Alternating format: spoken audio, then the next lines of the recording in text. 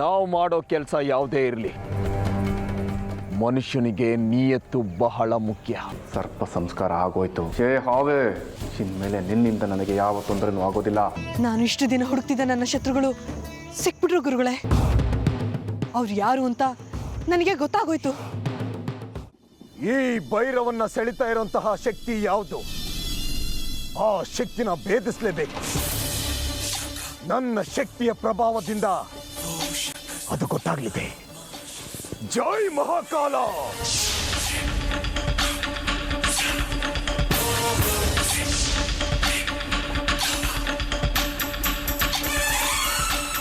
ನನ್ನ ಶಕ್ತಿಯ ಅಗಾಧತೆ ಗೊತ್ತಾಗೋ ಸಮಯ ಬಂದೇ ಬಿಡ್ತು ರುದ್ರ. ನೋಡು, ಈಗ ನಿನಗೆ ಗೊತ್ತಾಗುತ್ತೆ.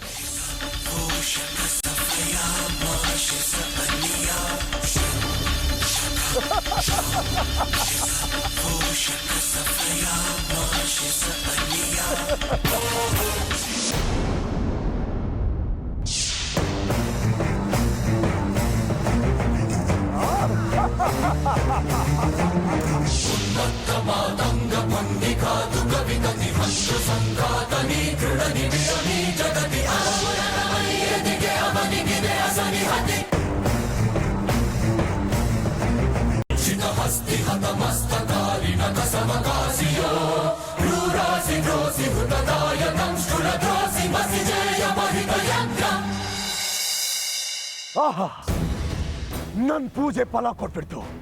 ನನ್ಗೇನ್ ಬೇಕಾಯ್ತು ನನಗೆ ಸಿಕ್ತು. ಆ ಮನೆಯ ಅಗೋಚರ ಶಕ್ತಿ ಯಾವುದು ಅಂತ ಗೊತ್ತಾಯ್ತು. ಜೈ ಮಹಾಕಾಲ!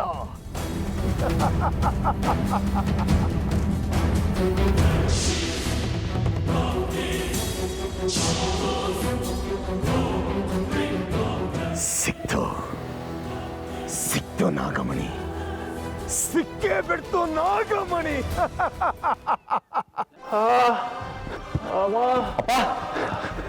ಅಪ್ಪ ಅಪ್ಪ ಏನಾಯ್ತು ಅಪ್ಪ? ಇದೆ ನಿಧಾನ ನಿಧಾನ ನಿಧಾನ. ಬನ್ನಿ ಸೋಫಾ ಮೇಲೆ ಕೂತ್ಕೊಳ್ಳಿ.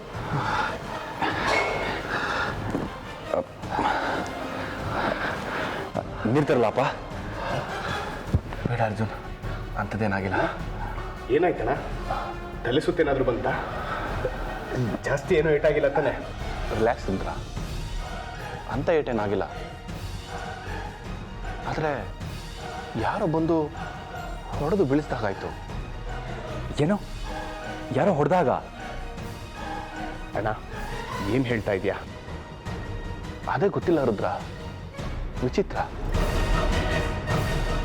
ಯಾರೋ ಬಂದು ಹೊಡೆದು ಬೀಳಿಸ್ದಾಗಾಯ್ತು. ಕಣ್ಣಿಗೆ ಕತ್ಲೆ ಆವರಿಸ್ತು. ಆಮೇಲೆ ಒಂದೆರಡು ನಿಮಿಷ ಏನಾಯ್ತು ಅಂತಾನೆ ಗೊತ್ತಾಗ್ಲಿಲ್ಲ. ಅಪ್ಪ, ಡಾಕ್ಟರ್ ಹತ್ರ ಹೋಗೋಣ ಬನ್ನಿ. ಬೇಡ ಅರ್ಜುನ್, ಅಂಥದ್ದೇನೂ ಆಗಿಲ್ಲ.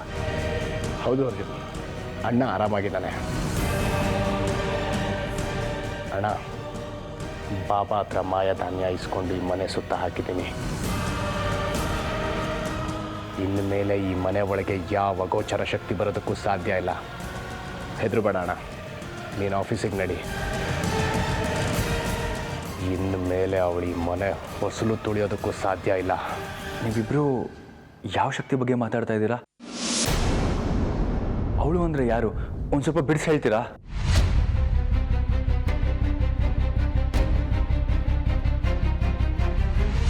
ಅರ್ಜುನ್, ನಿನಗಿದೆಲ್ಲ ಅರ್ಥ ಆಗೋದಿಲ್ಲ. ಮನೆ ಕಡೆ ಜೋಪಾನ, ಆಫೀಸ್ಗೆ ಹೋಗಿ ಬರ್ತೀನಿ ನಾನು. ಹೌದು ಅರ್ಜುನ್, ನೀನೇನು ಗಾಬರಿ ಆಗಬೇಡ, ಆರಾಮಾಗಿರು. ನಾವು ಹೊರಡ್ತೀವಿ.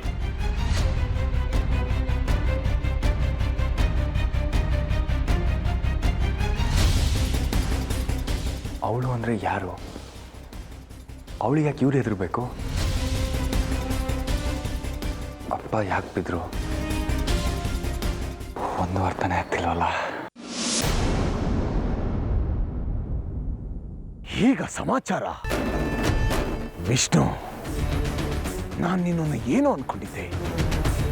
ಬಹಳ ಇದ್ಯಾ ಆ ಮಹಾವಿಷ್ಣು ತರನೇ ಮೋಡಿಗಾರ.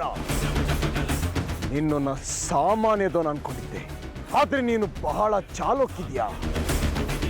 ಅಷ್ಟು ಶಕ್ತಿ ಇರೋ ಆ ನಾಗಮಣಿನ ಯಾರಿಗೂ ಗೊತ್ತಾಗ್ದಿರೋ ಹಾಗೆ ನಿನ್ನ ಹತ್ರ ಬಚ್ಚಿಟ್ಕೊಂಡಿದ್ದೆ ಅಲ್ವಾ? ಅದು ನಿನ್ನ ತಮ್ಮ ರುದ್ರನಿಗೆ ಗೊತ್ತಾಗ್ದಿರೋ ಹಾಗೆ. ಬೇಷ್, ಶಭಾಷ್. ಆದ್ರೆ ದಡ್ಡಾಕೊಂಡು ಅಷ್ಟು ಶಕ್ತಿ ಇರೋ ನಾಗಮಣಿನ ಕೇವಲ ನಿನ್ನ ವ್ಯವಹಾರಕ್ಕೆ, ಕ್ಷುಲ್ಲಕ ಕಾರಣಕ್ಕೆ ಬಳಸ್ಕೊಳ್ತಾ ಇದೆಯಾ? ಅದೇನಾದ್ರೂ ನನ್ನ ಹತ್ರ ಇದ್ದಿದ್ರೆ ಅದರ ಕಥೆನೇ ಬೇರೆ. ಇಡೀ ಭೂಮಂಡಲನ ನನ್ನ ಹಿಡಿತಕ್ಕೆ ತಗೊಂಡು ಇಡೀ ಬ್ರಹ್ಮಾಂಡವನ್ನ ನನ್ನ ಕಿರು ಬೆರಳಿನಲ್ಲಿ ಆಡಿಸ್ತಾ ಇದ್ದೆ. ಇರ್ಲಿ, ನಾಗಮಣಿ ಇರೋ ಸ್ಥಳ ಗೊತ್ತಾಯ್ತಲ್ಲ, ಅಷ್ಟು ಸಾಕು. ಇನ್ನು ನಿನ್ನ ಸ್ನೇಹ ಸಂಬಂಧ ಶುರು. ಆ ನಾಗಮಣಿನ ನಿನ್ನಿಂದ ಹೇಗೆ ಪಡ್ಕೊಳ್ತೀನಿ ಅಂತ ನೋಡ್ತಾ ಇರು ವಿಷ್ಣು. ಸದ್ಯದಲ್ಲೇ ನಿನ್ನ ಭೇಟಿ.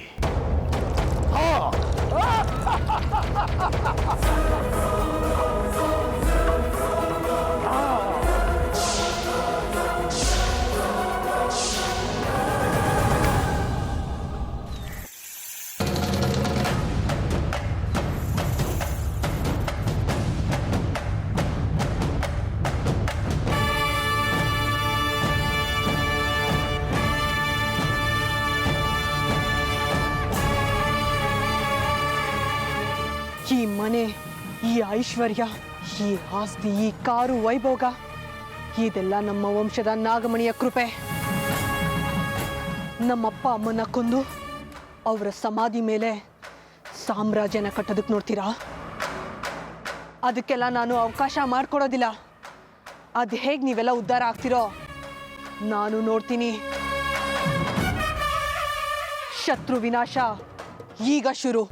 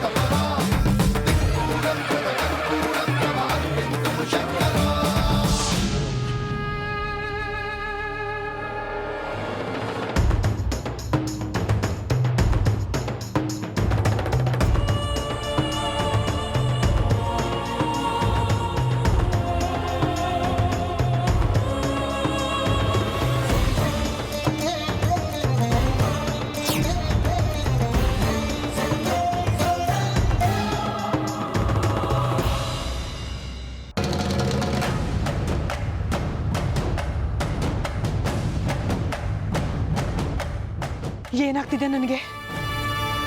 ಚಿಕ್ಕಮ್ಮ, ಏನಿದೆಲ್ಲ? ಯಾಕೆ ನನಗೆ ಮನೆ ಒಳಗಡೆ ಹೋಗೋಕ್ಕಾಗ್ತಿಲ್ಲ? ಯಾವ ಶಕ್ತಿ ನನ್ನನ್ನು ತಡಿತಾ ಇದೆ? ಹೇಳಿ ಚಿಕ್ಕಮ್ಮ. ಅಮೃತ, ಆ ಮಾಂತ್ರಿಕನ ಶಕ್ತಿ ಇದು.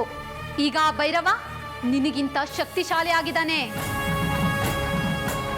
ಅವನು ಸಾಮಾನ್ಯ ಅಲ್ಲ. ಇಡೀ ಮನೆ ಒಳಗಡೆ ನೀನು ಹೋಗದೆ ಇರೋ ಹಾಗೆ ದಿಗ್ಬಂಧನ ಹಾಕಿದ್ದಾನೆ ಅಮೃತ. ಚಿಕ್ಕಮ್ಮ, ನನ್ನ ಶತ್ರು ಮುಂದೆ ನಾನು ಸೋಲೋದ? ನಾನು ಪ್ರಯತ್ನ ಮಾಡೇ ಮಾಡ್ತೀನಿ. ನಾನು ಸೋಲಲ್ಲ. ಅಮೃತ, ವ್ಯರ್ಥ ಪ್ರಯತ್ನ ಬೇಡ. ಅವನೀಗ ನಿನಗಿಂತ ಬಲಶಾಲಿ. ಅಷ್ಟೇ ಅಲ್ಲಮ್ಮ, ಅವರು ಕೆಲಸ ಮಾಡೋ ಜಾಗಗಳಿಗೂ ಕೂಡ ದಿಗ್ಬಂಧನನ ಹಾಕಿದ್ದಾನೆ. ಅಷ್ಟೇ ಅಲ್ಲ ಅಮೃತ, ನೀನ್ ಅವ್ರ ಸಾಮ್ರಾಜ್ಯದೊಳಗಡೆ ಕಾಲಿಡ್ದಿರೋ ಹಾಗೆ ಮಾಡಿದ್ದಾನೆ. ಬಿಡು, ಏನಾಗುತ್ತೋ ಆಗ್ಲಿ. ಭಗವಂತನ ಇಚ್ಛೆ ಇದ್ದಾಗ ಆಗುತ್ತೆ. ನೀನೀಗ ಇಲ್ಲಿಂದ ಹೊರಡು, ಇಲ್ಲ ಅಂದ್ರೆ ಅಪಾಯ.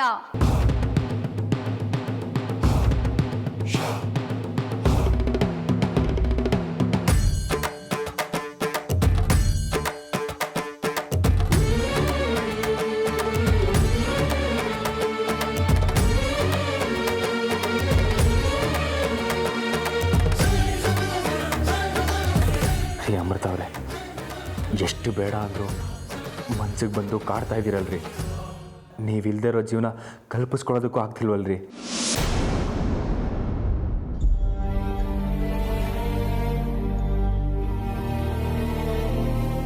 ಅರ್ಜುನ್, ಯಾಕೆ ಕೂತಿದ್ಯಾ? ನೋಡು, ಹಿಂದೆ ಒಂದು ಹುಡುಗಿನ ನೀನು ಪ್ರೀತಿಸ್ತಾ ಇದ್ದೆ ಅಂತ ನಮಗೆ ಗೊತ್ತು. ಆದರೂ ಎಷ್ಟು ದಿನ ಹೀಗೆ ಆ ಹುಡುಗಿ ನೆನಪಲ್ಲೇ ಕೊರಗ್ತಾ ಕೂತಿರ್ತೀಯ ಹೇಳು? ನೋಡು, ಮದುವೆ ಸಂಬಂಧಗಳೆಲ್ಲ ನಮ್ಮಿಚ್ಛೆ ಅಲ್ಲಪ್ಪ, ಆ ಶಿವನಿಚ್ಛೆ. ಅವನು ಆಡಿಸ್ತಾನೆ, ನಾವು ಆಡಬೇಕು ಅಷ್ಟೇ.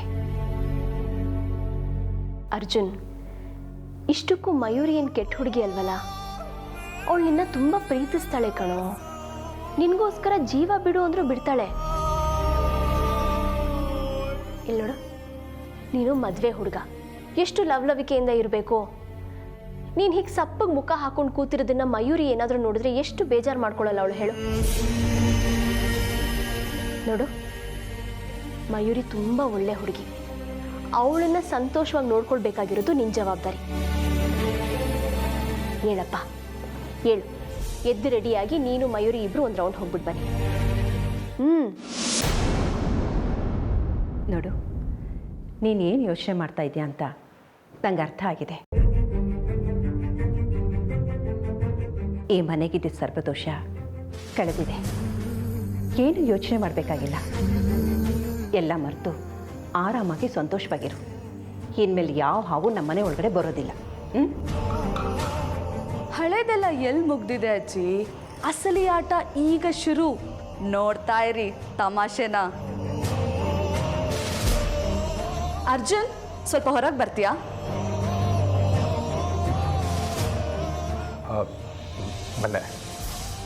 ಬಂದೆ.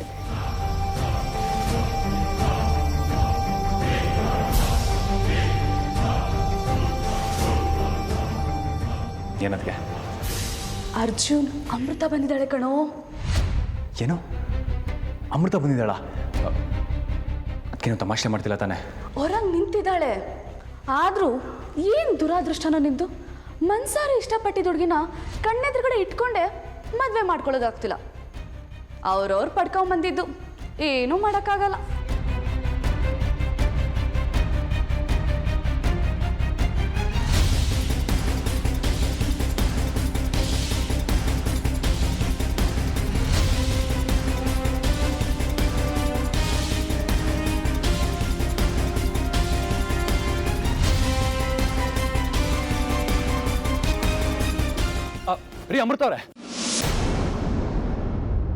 ರೀ ಅಮೃತ ಅವ್ರೆ, ನಿಂತ್ಕೊಳ್ರಿ.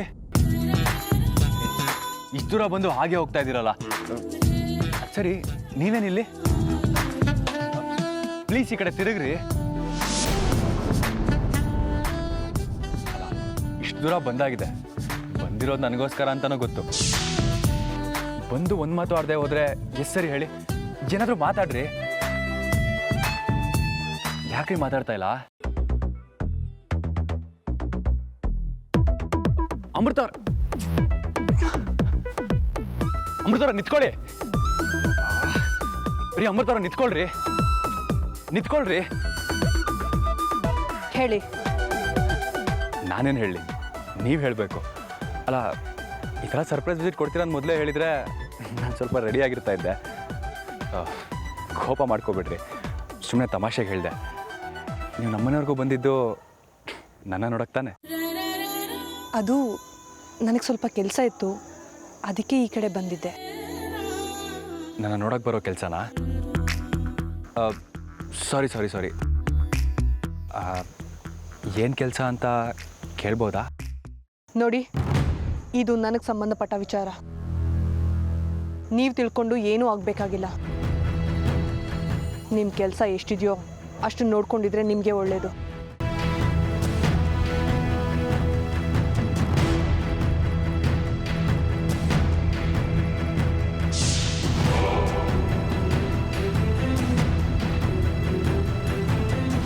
ಅಯ್ಯಯ್ಯಪ್ಪ, ಇಷ್ಟು ದಿನ ಹೇಳಬೇಕಾಗಿರೋದನ್ನ ಕಣ್ಣಲ್ಲಿ ಬೆಂಕಿ ತುಂಬ್ಕೊಂಡು ಹೇಳ್ತಾ ಇದ್ರಿ. ಇವತ್ತೇನು ಆಶ್ಚರ್ಯ, ಇಷ್ಟೊಂದು ಮುದ್ದಾಗಿ ಬೈತಾ ಇದ್ದೀರಲ್ಲ?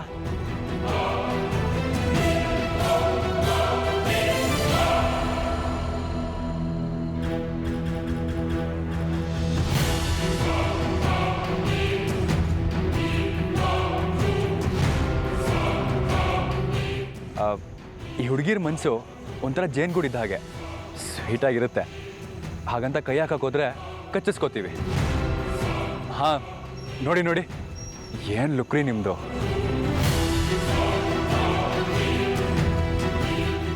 ಹೇಳಿದ್ನಲ್ಲ, ನನ್ನ ಹತ್ರ ವ್ಯರ್ಥ ಮಾಡೋದಕ್ಕೆ ಸಮಯ ಇಲ್ಲ, ನಾನು ಹೊರಡ್ತೀನಿ. ಅಯ್ಯೋ, ಇದನ್ನು ಎಷ್ಟು ಚೆನ್ನಾಗಿ ಹೇಳ್ತಾ ಇದ್ದೀರಿ. ಹೌದು, ಈ ಬದಲಾವಣೆಯ ಪರ್ವ ಯಾಕೆ ಅಂತ ಕೇಳ್ಬೋದಾ? ಹೇಳಿದ್ನಲ್ಲ, ಸುಮ್ಮನೆ ಬಂದೆ ಈ ಕಡೆ ಅಂತ. ನಿಮಗೇನಾದರೂ ಹೇಳೋದಿತ್ತಾ ನನಗೆ? ಅಲ್ಲ, ಮನೆ ಹತ್ರ ಬಂದಿರೋದು ನೀವು, ಎಕ್ಸ್ಪ್ಲೈನ್ ಮಾಡಬೇಕಾಗಿರೋದು ನೀವು ಯಾಕೆ ಬಂದ್ರಿ ಅಂತ. ಛೇ, ನಾನು ನೋಡಿ ಎಂಥ ದಡ್ಡ. ನೀವು ಬಂದಿರೋದೇ ನನ್ನ ನೋಡೋಕ್ಕೆ ಅಂತ ಗೊತ್ತಿದ್ದು ಯಾಕೆ ಅಂತ ಕೇಳ್ತಾ ಇದ್ದೀನಿ. ಬ್ಯಾಡ್ ಬಾಯ್.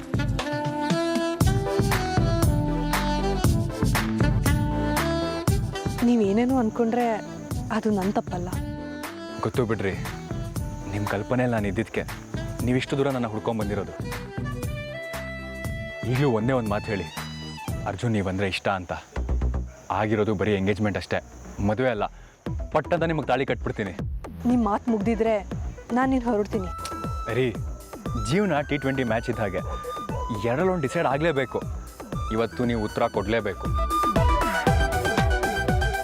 ನೋಡಿ, ಇಲ್ಲ ರೀ, ನಿಮ್ಮ ಯಾವ ವಿವರಣೆನೂ ನಾನು ಇವತ್ತು ಕೇಳೋದಿಲ್ಲ. ಉತ್ತರ ಮಾತ್ರ ಕೇಳಿಸ್ಕೊತೀನಿ. ಹ್ಞೂ ಅಂತೀರಾ? ಹ್ಞೂ ಅಂತೀರಾ?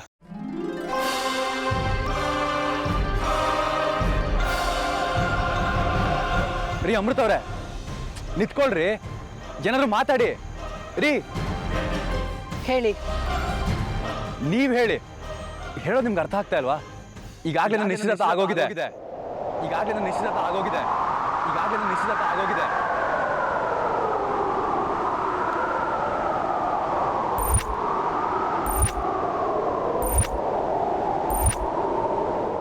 ಆಗಿರೋದು ನಿಶ್ಚಿತಾರ್ಥ ಅಷ್ಟೇ, ಮದುವೆ ಅಲ್ವಲ್ಲ.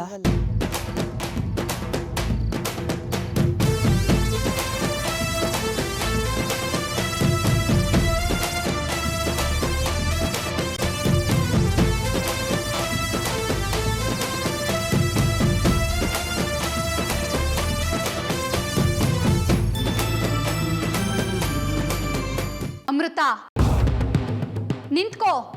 ನಾನು ನಿನ್ನ ಹತ್ರ ಒಂದು ಮುಖ್ಯವಾದ ವಿಚಾರನ ಮಾತಾಡಬೇಕು. ಚಿಕ್ಕಮ್ಮ, ಏನು ವಿಷಯ ಹೇಳಿ? ಯಾಕೆ ಇಷ್ಟೊಂದು ಆತಂಕದಲ್ಲಿದ್ದೀರಾ? ಏನಾಯ್ತು? ನೋಡು ಅಮೃತ, ನಾನೀಗ ಹೇಳೋ ವಿಚಾರನ ಜಾಗೃತೆಯಿಂದ ಕೇಳಿಸ್ಕೋ.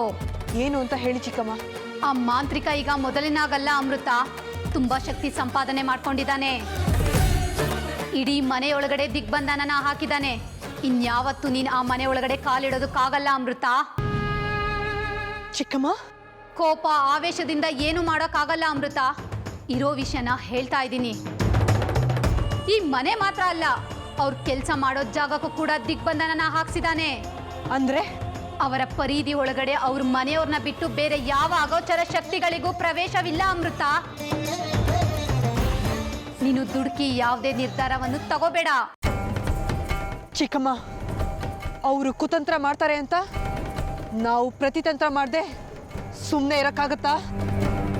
ನಮ್ಮ ಶತ್ರುಗಳನ್ನ ನಾಶ ಮಾಡೋದಕ್ಕೆ ನಾನು ಯಾವ ಅಪಾಯ ಎದುರಿಸೋದಕ್ಕೂ ಸಿದ್ಧ ಚಿಕ್ಕಮ್ಮ. ನನ್ನ ತಂದೆ ತಾಯಿನ ಕೊಂದವ್ರನ್ನ ಅಷ್ಟು ಸುಲಭಕ್ಕೆ ಬಿಡೋದಕ್ಕೆ ನಾನು ಸಿದ್ಧ ಇಲ್ಲ ಚಿಕ್ಕಮ್ಮ. ಕೋಪ ಇರ್ಲಿ ಅಮೃತ, ಆದ್ರೆ ಆವೇಶ ಬೇಡ. ಆವೇಶ ಪಡೋ ಸಮಯ ಇದಲ್ಲ. ವಿವೇಚನೆಯಿಂದ ನಿರ್ಧಾರ ಮಾಡಿ ಮುಂದುವರಿಯೋದು ಒಳ್ಳೆಯದು. ಯೋಚನೆ ಮಾಡು. ಸರಿ ಚಿಕ್ಕಮ್ಮ, ನಿಮ್ಮ ಮಾತನ್ನ ಗಮನದಲ್ಲಿಟ್ಕೊಂಡು ನಾನು ಮುಂದುವರಿತೀನಿ. ಒಟ್ನಲ್ಲಿ ಶತ್ರು ವಿನಾಶ ಒಂದೇ ನನ್ನ ಧ್ಯೇಯ ಮತ್ತೆ ನನ್ನ ಗುರಿ. ಬರ್ತೀನಿ. ದಿಗ್ಬಂಧನ, ಈ ನಾಗಿಣಿಗೆ ದಿಗ್ಬಂಧನ. ನನ್ನ ತಂದೆ ತಾಯಿನ ಕೊಂದ ಪಾಪಿಗಳು ನೀವು. ನಿನಗೆ ಇಷ್ಟೊಂದು ದ್ರಾಶ್ಯ ಇರಬೇಕಾದ್ರೆ ತಂದೆ ತಾಯಿನ ಕಳ್ಕೊಂಡು ಸೇಡಿನ ಜ್ವಾಲೆಯಲ್ಲಿ ಕುದಿತಾ ಇರೋ ನನಗೆಷ್ಟಿರ್ಬೇಡ. ಆ ಪರಮೇಶ್ವರ ನನ್ನ ಜೊತೆಗಿದ್ದಾನೆ. ನಾನು ನನ್ನ ಗುರಿನ ಮುಟ್ಟುತ್ತೀನಿ. ಶತ್ರು ವಿನಾಶ ಖಂಡಿತ. ಅದನ್ನ ಯಾರಿಂದನೂ ತಪ್ಪಿಸೋದಿಕ್ಕೆ ಸಾಧ್ಯ ಇಲ್ಲ.